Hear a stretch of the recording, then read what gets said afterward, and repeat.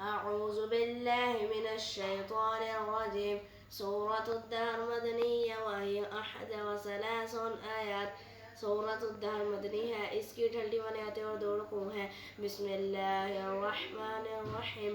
هل أتى على الإنسان حين من الدهر لم يكن شيئا مذكورا إنا خلقنا الإنسان من نطفة أمشاج نبتليه فجعلناه سميعا بصيرا إنا هديناه السبيل إما شاكرا وإما كفورا إنا أعتدنا للكافرين سلاسل وأغلالا وسعيرا إن الأبرار يشربون من كأس كان مزاجها كافورا عينا يشرب بها عباد الله يفجرونها تفجيرا يوفون بالنذر ويخافون يوما كان شره مستطيرا ويطعمون الطعام على حبه مسكينا ويتيما وأسيرا